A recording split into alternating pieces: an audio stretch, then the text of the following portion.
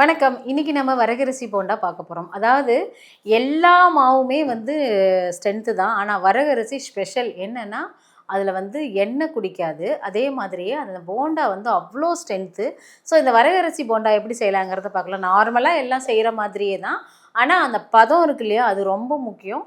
So அந்த மாவ mix பண்ணி நம்ம போடுறது தான். எப்படி பண்ணலாங்கிறத பார்க்கலாம். வாங்க வீடியோக்குள்ள போலாம். நான் வரகரிசி மாவு ஒரு 1/2 கிலோ பேக்கெட் எடுத்திருக்கேன். அதில பார்த்தீங்கன்னா, பாதி தான் நான் போட்டேன். அது கூட கொஞ்சம் வெங்காயம், பச்சை மிளகா, கருவேப்பிலை, ஓமம் இருந்தா ஓமம் போட்டுக்கோங்க. சீரகம் வேணும்னாலும் சீரகம் போட்டுக்கோங்க. அது உங்களுடைய சாய்ஸ் தான். இது தண்ணி நெறைய குடிக்கும். அதனால நல்லா கொஞ்சம் நெறைய தாராளமா தண்ணி விட்டு பெசஞ்சுக்கோங்க. அது ரொம்ப முக்கியங்க. தண்ணி நெறைய குடிக்கும், எண்ணெய் நெறைய குடிக்காது. எண்ணெயே ஒட்டாதுன்னு வச்சுக்கோங்களேன், இந்த போண்டா நம்ம செஞ்சோம்னா. நல்லா நம்ம ஒரு மெதுவடை போண்டா சாப்பிட்ட மாரி இருக்கும். உளுந்து போண்டா சாப்பிட்ட மாதிரி இருக்குன்னு வச்சுக்கோங்களேன். அவ்வளோதான், குட்டி குட்டியாக கிள்ளி போட்டு நீங்கள் சுட்டு எடுத்துருங்க. இன்றைக்கி வரகரிசி மாவில் போண்டா பண்ணியாச்சு.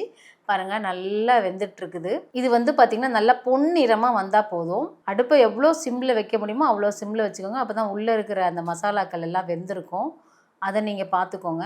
சோடா உப்பு போடலை, அஜினமோட்டோ போடலை. அதனால் உங்களுக்கு இது எப்பயும் போலே ஒரு ஹார்டாக இருக்கிற மாதிரி தான் இருக்கும். ஆனால் டேஸ்ட்டாக இருக்கும். பாருங்களேன், எண்ணெயே குடிக்கல. அதே மாதிரி எண்ணெய் கையிலையும் ஒட்டாது. வரகரிசி போண்டா ரெடி ஆயிடுச்சு. இந்த வரகரிசி போண்டா உங்களுக்கு எண்ணெயும் குடிக்காது, கையில் எண்ணெயும் ஒட்டாது. சுட சுட செஞ்சு அப்போ தானே செஞ்சு சாப்பிட்டிங்கன்னா ரொம்ப டேஸ்ட்டாக இருக்கும்.